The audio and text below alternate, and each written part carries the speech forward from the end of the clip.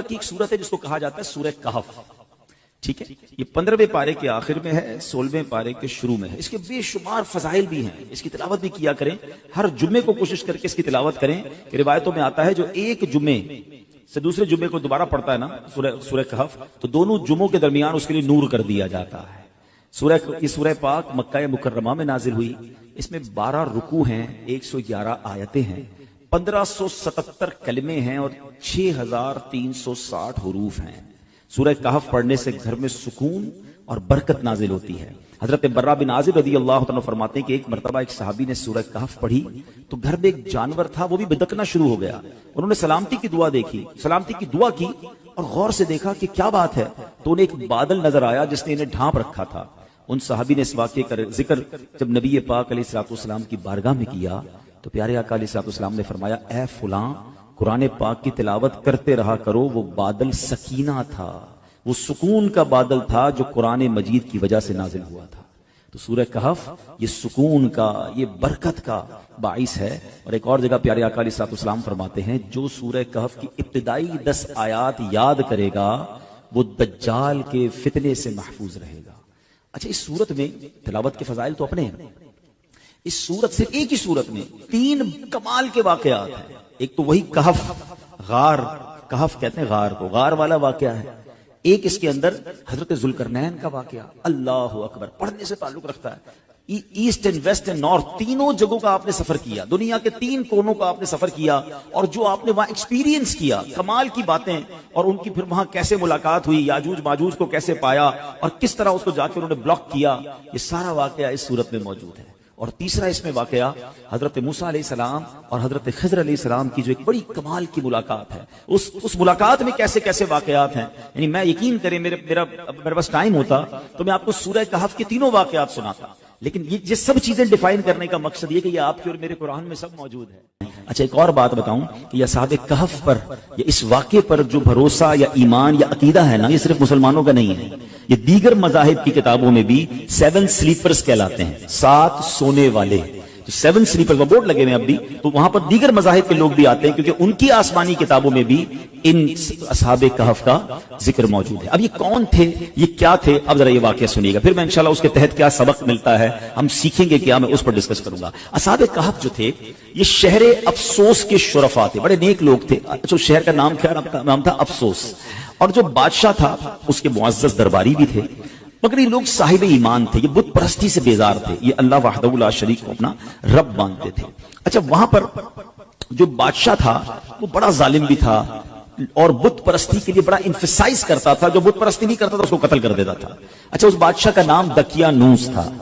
آج آپ کو ایک اور بات سمجھ آئے گی کہ ہم بعض اوقات کہتے ہیں یار یہ بندہ بڑی دقیانوسی باتیں کرتا ہے, تو ایکچولی دقیانوس جو یہ لفظ ہے یہ ایک بادشاہ کا نام تھا, اور چونکہ وہ ہزاروں سال پرانا بادشاہ ہے تو آج بھی اگر کوئی پرانی باتیں کرتا ہے, اولڈ ایج کی باتیں کرتا ہے, تو لوگ کہتے ہیں یار یہ دقیانوسی باتیں کر رہا ہے. ایکچولی یہ اسی کی طرف نسبت ہوتی ہے کہ دقیانوس نام کا ایک بادشاہ تھا, مگر وہ بڑا ظالم تھا. تو یہ لوگ جب دیکھا کہ یہ ہر مسلمان کو مار رہے ہیں, ہر ایمان والے کو مار رہے ہیں اور بت پرستی کے لیے ظلم کر رہے ہیں, تو ان 7 لوگوں نے کیا پلان کیا کہ ہم بادشاہ کے ظلم و ستم سے چھٹکارا پا کر شہر سے باہر چلے جاتے ہیں. وہ باہر گئے اور جا کر ایک ویرانے میں, ایک غار میں جا کر انہوں نے پناہ لے لی. اس زمانے میں ہوٹل اور یہ بلڈنگیں تو ہوتی نہیں تھی, ہزاروں سال پرانی بات ہے. تو بہرحال اب یہ غار میں گئے اور وہاں پر جا کر آرام کیا, تھکے ہوئے تھے تو سو گئے. اللہ کی شان یہ ہے کہ وہ تقریباً 300 برس سے زیادہ عرصے کے لیے سو گئے. یہ سوئے تو اٹھے ہی نہیں. اللہ اکبر. اچھا, ادھر حالات بدلتے رہے. بادشاہ کو جب پتا چلا کہ یہ لوگ غار کے اندر ہیں اور یہ مجھ سے چھپ کر گئے ہیں, بڑا ناراض ہوا اور اس نے اپنے ایک بندے کو بھیجا کہ جاؤ اس غار پر ایک دیوار بنا کے اس کو بند کر دو, یہ اندر ہی بھوکے پیاسے مر جائیں. جس بندے کو یہ آرڈر دیا گیا تھا نا وہ تھوڑا سا خدا ترس آدمی تھا. اس نے کیا کیا کہ ان 7 اصحاب کہف کے نام لکھے, پوری بات لکھی کہ یہ لوگ ایمان والے ہیں, بادشاہ کے ظلم سے جا کر اندر چھپے ہیں, اور ان کا یہ واقعہ ہے. ایک تختی لکھی, ایک صندوق کے اندر اس غار کے ساتھ دیوار میں اسے دفن کیا اور ایک دیوار کھڑی کر دی. حکم تو تھا بادشاہ کا. اب باہر والے لوگ یہ سمجھے کہ یہ بھوکے پیاسے اندر مر گئے. بہرحال ادھر بادشاہ کا انتقال ہوا, پھر دوسرا بادشاہ آیا, تیسرا بادشاہ, دور بدلتا گیا. اور یہاں جناب یہ سوئے ہوئے ہیں. آفٹر 300 years کیا ہوا کہ ایک اور بادشاہ آیا جس کا نام تھا بیدروس. وہ بڑا نیک دل بادشاہ تھا, ایمان والا بادشاہ تھا, اللہ پر ایمان لاتا تھا. مگر اس کے دور میں ایک عجیب و غریب فتنہ کھڑا ہوا. کچھ لوگوں نے یہ معاذ اللہ کہتے ہیں کہ شک پیدا کرنا شروع کر دیا, کمپلین کرنا شروع کر دی, آرگیومنٹ شروع کر دیا کہ مرنے کے بعد اللہ دوبارہ پیدا نہیں کر سکتا, یعنی مرنے کے بعد دوبارہ کوئی زندگی نہیں ہے. اب بادشاہ بڑا نیک دل آدمی, سمجھاتا لوگوں کو, لوگ اس کی بات کم سنتے, اس فتنے کی بات زیادہ سننے لگے. تو بادشاہ تہجد کی نماز میں رو رو کے اللہ سے دعا کرتا کہ میرے مولا کوئی ایسی نشانی عطا کر دے, کوئی ایسا اشارہ عطا کر دے کہ ان لوگوں کو سمجھ آ جائے کہ تو مرنے کے بعد دوبارہ زندہ کیسے کرے گا. اللہ کی شان دیکھیں, اس بادشاہ کے وہم و گمان میں بھی نہیں ہے کہ کوئی غار ہے اس کے شہر کے قریب جہاں کچھ لوگ سوئے ہوئے ہیں. سینکڑوں سال گزر گئے نا. اب اللہ کی شان دیکھیں اس بادشاہ کی, وہ گریہ بازاری, وہ دعائیں کیسی رنگ لائیں کہ ایک چرواہا جو تھا بکریاں چراتے چراتے اس غار کے قریب پہنچا. اب قریب پہنچا تو دیوار 300 سال پرانی ہو گئی تھی, تو دیوار دھڑام سے گری. جیسی غار کے اندر اس نے دیکھا تو وہ گھبرا کر دوڑ پڑا. اچھا, یہاں جیسی دیوار گری تو ان بندوں میں سے وہ 7 افراد اٹھ گئے. اچھا, وہ اٹھے تو وہ سمجھے ہم 2 4 6 گھنٹے 8 گھنٹے سو کر اٹھے, ٹھیک ہے نا. انہوں نے نماز وغیرہ پڑھی, اب کم بھوک لگ رہی ہے. تو ایک ساتھی کو کہا ذرا جانا باہر اور دیکھ بھال کر بادشاہ دقیانوس کے سپاہی کہیں پکڑ نہ لیں, کھانا لے کر آ گئے. وہ بندہ چھپتے چھپاتے بازار گیا تو سارے بازار کا ماحول ہی الگ, عمارتیں الگ. بہرحال اتنا اس کو خیال نہیں آیا. اس نے جا کر ایک دکاندار نان بھائی جو روٹی بیچنے والا تھا, اس کو اس نے پیسے دیے کہ مجھے کچھ روٹیاں چاہیے. تو نان بھائی نے جب وہ پیسے دیکھے کہا یہ سکے کہاں سے آ گئے, یہ تو کرنسی ختم ہو گئی تھی, 300 سال پرانی کرنسی تھی. تو کہا یہ پیسے تو ہمارے یہاں نہیں چلتے, کس زمانے کے پیسے لے کے آئے؟ بھائی یہی تو پیسے ہیں, کل تو ہم نے پیسے لے کے غار میں گئے, آج تمہیں دے رہے, تم کہہ رہے پیسے نہیں چلیں گے. اچھا یہ بتاؤ دقیانوس بادشاہ کہاں ہے آج کل؟ وہ جو اصحاب کہف میں سے ایک بندہ تھا وہ پوچھتا ہے کون دقیانوس, اس زمانے کا تو کوئی بادشاہ یہاں پر نہیں ہے. اب وہ حیران کہ بادشاہ کل تو ہم جا کے غار میں گئے, آج بادشاہ کی کوئی پہچان نہیں رہا, کرنسی ہماری چل نہیں رہی. ادھر وہ نان بھائی سمجھ گیا کہ یہ سینکڑوں سال پرانی کرنسی ان کے پاس ہے, ان کو لگتا ہے کوئی خزانہ مل گیا ہے. تو انہوں نے پکڑ کر اس بندے کو جو اصحاب کہف میں سے تھے پولیس والوں کے یا حکام کے حوالے کر دیا. وہ حکام انہیں بادشاہ کے پاس لے گئے. بادشاہ کو جب یہ سارا واقعہ پتا چلا, اس نے کہا ہم تو دقیانوس بادشاہ کے زمانے کے لوگ ہیں, ہم تو سوئے اٹھے تو آپ بتا رہے ہیں کہ وہ بادشاہ بھی نہیں ہے, پیسے بھی یہ نہیں چل رہے, یہ زمانہ کون سا ہے؟ تو بادشاہ نے معلوم کیا تو پتا چلا کہ یہ 300 سال پرانی بات کر رہے ہیں. یہ کیسے پاسبل ہے کہ بندہ بھی جوان ہے, بوڑھا بھی نہیں ہوا, اور 300 سال پرانی بات کر رہا ہے. کہ میں اکیلا نہیں ہوں, 7 6 اور بھی ہیں. کدھر ایک غار میں ہے. چلو اب بادشاہ نے پورا لشکر لیا. یقین تو بادشاہ کو بھی نہیں آ رہا تھا کہ یہ ہو کیا رہا ہے. اب پورے لشکر کو لے کر جب وہ غار کے قریب پہنچے تو ادھر جو غار میں لوگ تھے وہ سمجھ گئے کہ دقیانوس بادشاہ کے بندے آ گئے ہیں, ہمارا بندہ پکڑا گیا ہے, اب ہماری خیر نہیں ہے. وہ سجدے میں چلے گئے, وہ دعائیں کرنے لگے, استغفار پڑھنے لگے. مگر جب سپاہی آئے تو سپاہی بھی کوئی اور, بادشاہ بھی کوئی اور. کسی کو یقین نہ آئے ان کی باتیں. اب وہ تختی کام آئی. اب جب دیوار کھودی گئی تو وہ تختی نکلی اندر سے, جو 300 سال پہلے دقیانوس بادشاہ کے بندے نے, اس کے ملازم نے لکھ کر رکھی تھی کہ ان 7 بندوں کے نام یہ ہیں, اور یہ دقیانوس بادشاہ کے خوف سے جا کر اندر سوئے ہیں, اور یہ ایمان والے ہیں. اللہ اکبر. جب بادشاہ کو یہ پتا چلا نا, پہلے تو وہ گیا سجدہ شکر میں کہ اللہ تو نے میری پکار سن لی, ایسی نشانی بتا دی کہ بندہ مرنے کے بعد کیسے جیے گا. تو نے تو جیتے جی ہمیں دکھا دیا کہ تو چاہے تو 300 سال تک کوئی سویا رہے, نہ اس کا بال بیکا ہو, نہ بال سفید ہو, نہ باڈی گلے, اور میرے رب تو نے انہیں پھر زندہ کر دیا. اب تنا پورا شہر آیا, سارے لوگ آئے جو بے ایمان ہو گئے تھے, جو اللہ کی قدرت کے انکاری ہو گئے تھے, سب کلمہ پڑھنے لگے, سب اللہ کی وحدانیت پر یقین لائے. سبحان اللہ. اب یہ جو اصحاب کہف تھے, سبحان اللہ, یہ لوگ جو تھے جب انہوں نے دیکھا کہ اب ماشاءاللہ سب لوگ ایمان لے آئے ہیں اور یہ کام سارا ہو گیا ہے, تو پھر انہوں نے کہا کہ اے بادشاہ ہم اللہ کے تمہیں سپرد کرتے ہیں, تمہارا کام ہو گیا. یہ پھر غار کے اندر گئے اور پھر سو گئے, اور اللہ نے اسی حالت میں انہیں وفات دی. بادشاہ بیدروس نے سال کی لکڑی کا صندوق بنوا کر اصحاب کہف کی مقدس لاشوں کو ان میں رکھوا دیا. اللہ کریم نے اصحاب کہف کے غار کا ایسا روب لوگوں کے دلوں میں ڈالا کہ لوگ ان کی قبروں تک نہیں جا پاتے تھے. اصحاب کہف کی لاشوں کا حفاظت کا انتظام بھی رب نے کیا, اور بیدروس بادشاہ نے غار کے منہ پر ایک مسجد بنائی. سالانہ ایک دن مقرر کیا, اور ہر سال لوگ وہاں پر ان کے گویا عرس میں جمع ہو کر اللہ کی عبادت کرتے, اور گویا وہاں جا کر عبادت کرتے. تو اے میرے پیارے اسلامی بھائیوں, یہ ایک واقعہ جو تفسیر قرآن کے ذریعے میں نے آپ کو سنایا. قرآن میں سورہ کہف میں یہ پورا تفصیل سے واقعہ موجود ہے. جو سورہ کہف پڑھتے ہیں یہ آیتیں بار بار پڑھتے ہوں گے. بسم اللہ الرحمن الرحیم.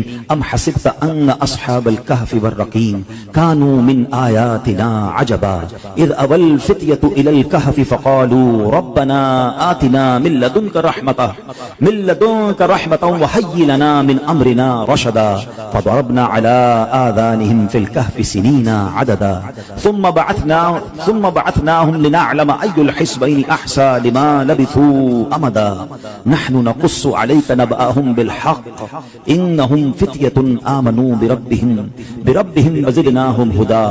کیا تمہیں معلوم ہوا, ترجمہ کنز الایمان سنیں, کیا تمہیں معلوم ہوا کہ پہاڑ کی کھو اور جنگل کے کنارے والے ہماری ایک عجیب نشانی تھے.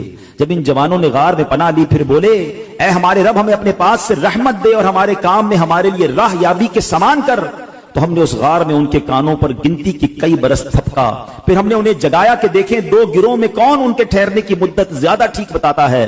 ہم ان کا ٹھیک ٹھیک حال تمہیں سنائیں. وہ کچھ جوان تھے کہ اپنے رب پر ایمان لائے اور ہم نے ان کی ہدایت بڑھائی.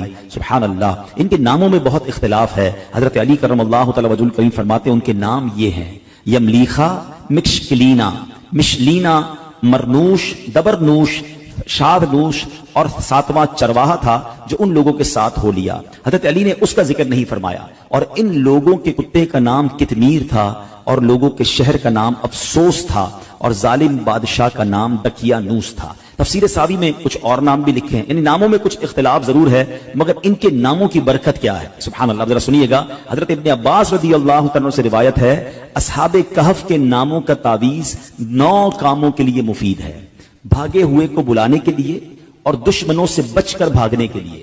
کوئی بھاگ گیا اس کو بلانا ہے یا خود دشمنوں سے بچنا ہے اس کے لیے بڑا مفید ہے. آگ بجھانے کے لیے کپڑے پر لکھ کر آگ میں ڈال دیں انشاءاللہ آگ بجھ جائے گی. بچوں کے رونے اور تیسرے دن آنے والے بخار کے لیے. مگر پھر بھی اس واقعے سے ہمیں درس کیا ملتا ہے کہ مرنے کے بعد زندہ ہونا, ہو کر اٹھنا یہ حق ہے. اور اصحاب کہف کے اس واقعے سے گویا رب نے ایک اور قدرت کا نظارہ ہمیں دکھایا. سبحان اللہ. اور ایک اور بڑی پیاری بات پتہ چلی کہ جب بندہ اپنے ایمان کو بچا کر, اپنے دین کو بچا کر, اپنے آپ کو گناہوں سے بچا کر کسی سفر پر نکل جاتا ہے, کسی جگہ ہجرت کر جاتا ہے, وطن چھوڑتا ہے, پھر اللہ اس کی غیب سے مدد فرماتا ہے. اور ایسی مدد فرماتا ہے کہ عقل بھی کام نہیں کرتی. دیکھیں نا 300 سال غار میں اللہ نے حفاظت کی کیونکہ ایمان کی فکر تھی. کہ آج کے دور میں ہمیں ایمان بچانے کی فکر ہے؟ ہم تو بے ایمانوں کی دوستی میں بھی خوش ہیں. لوگ کہتے ہیں کوئی بات نہیں, میرا ایک دوست ہے بد مذہب ہے مگر میں پکا ہوں, میں بیٹھتا ہوں اس کے ساتھ, میں سنتا ہوں اس کی باتیں, لیکن میں پکا ہوں, میں بیٹھتا ہوں. اللہ اکبر. ہمارے بزرگ وطن چھوڑ گئے, جان تکلیف میں ڈال دی مگر بے ایمانوں کی صحبت میں نہ بیٹھے. ابھی آئے گا نا ماہ رمضان تو کچھ شروع ہو جائیں گے سوشل میڈیا پر, ماہ مفسرین بن جاتا ہے نا, ہر بندہ قرآن کی تفسیر اپنی مرضی سے کر رہا ہوتا ہے, اپنے حساب سے جناب قرآن کھولیں گے, کوئی پینٹ شرٹ پہن کے قرآن سمجھا رہا ہوگا, کوئی داڑھی منڈا قرآن سمجھا رہا ہوگا, کوئی رمضان ٹرانسمیشن کے نام پر آپ کو بے وقوف بنائے گا, لوگ سب کی سنیں گے. اور اللہ کے بندو, یہ ایمان کے بعض اوقات لوگ ڈاکو ہوتے ہیں. ہمیں قرآن سیکھنا ہے مگر عالم دین سے سیکھنا ہے نا, مفسر قرآن سے سیکھنا ہے, ایک صحیح العقیدہ عاشق رسول عالم دین سے سیکھنا ہے کہ ہر کسی سے سیکھنا ہے. لیکن نہیں یار, بس وہ ہر کسی کو سوشل میڈیا کا شوق ہے, میں آج اس کی سن رہا ہوں, کل اس کی سن رہا ہوں, پھر پریشان بھی رہتے ہیں. ہمارے پاس آتے بھی ہیں کہ مولانا صاحب یہ میں نے سنا تھا, میں کنفیوز ہوں. بھائی کس سے سنا تھا؟ یار فلاں سے سنا تھا. پہلے اس نے کہاں سے سنا یہ تو پوچھ کے آؤ. کبھی کسی موچی سے کپڑے سلوائے آپ نے کہ یار جوتے بڑے اچھے سیتا ہے, کپڑے بھی اسی سے سلوا لوں؟ آپ کہیں گے نہیں یار, موچی کا کام جوتے سینا, درزی کا کام کپڑے سینا ہے. ڈاکٹر آپ کا یار علاج بڑا اچھا کرتا ہے, آپ کہتے ہیں یار ڈاکٹر علاج بڑا اچھا کرتا ہے, گھر بھی اسی سے بنوا لیتا ہوں, گھر بھی اچھا بنا دے گا. ارے ڈاکٹر کا کام علاج کرنا ہے, بلڈر کا کام گھر بنانا ہے. دنیا کا ہر کام ہم اس کے ایکسپرٹ سے کرواتے ہیں, سیکھتے ہیں, مگر دین جس کی مرضی ہے وہ سکھائے اور ہم بیٹھ کے سن رہے ہوتے ہیں. نہ کریں ایسا. آپ اصحاب کہف کے اس واقعے سے سمجھو کہ ایمان کی اہمیت کیا ہے. سیدی اعلیٰ حضرت نے 100 سال پہلے سمجھایا. کیا فرمایا؟ سونا جنگل رات اندھیری, چھائی بدلی کالی ہے, سونے والو جاگتے رہیو, چوروں کی رکھوالی ہے. آنکھ سے کاجل صاف چرا لیں, یہاں وہ چور بلا کے ہیں, تیری گٹھڑی تاکی ہے اور تو نے نیند نکالی ہے. اب یہ محاورہ کتنا کمال کا ہے, آنکھ سے کاجل چرانا. کیسے؟ کاجل تو آنکھ کے اندر ہی ہوتا ہے. اعلیٰ حضرت کہتے ہیں اتنے شاطر ہیں, اتنے مکار ہیں کہ تمہیں پتہ بھی نہیں چلے گا اور تمہاری آنکھ سے کاجل چرا لیں گے. قرآن کے نام پر تمہارا ایمان چھین لیں گے, تفسیر کے نام پر دین کی بات کرنے آئیں گے اور تمہارا ہی دین لے کے چلے جائیں گے, تمہارے عقیدے میں وسوسے کی سوئی چبو کے چلے جائیں گے. تو یہ سمجھنا ہے کہ میں نے اپنے دین کی, اپنے ایمان کی حفاظت کیسے کرنی ہے. اور سبحان اللہ ایک اور بات یہ پتا چلا کہ بیدروس بادشاہ نیک دل مسلمان تھا نا، اچھا قرآن میں واقعہ موجود ہے نا، اس نے کیا کیا کہ ایک دن مقرر کیا سال کا، اور بزرگوں کے مزار کے پاس جا کر پورا سال میں ایک دن مقرر کر کے لوگ وہاں جاتے تھے، گویا ان کا عرس مناتے تھے، وہاں عبادت کرتے تھے، رب کی عبادت کرتے تھے۔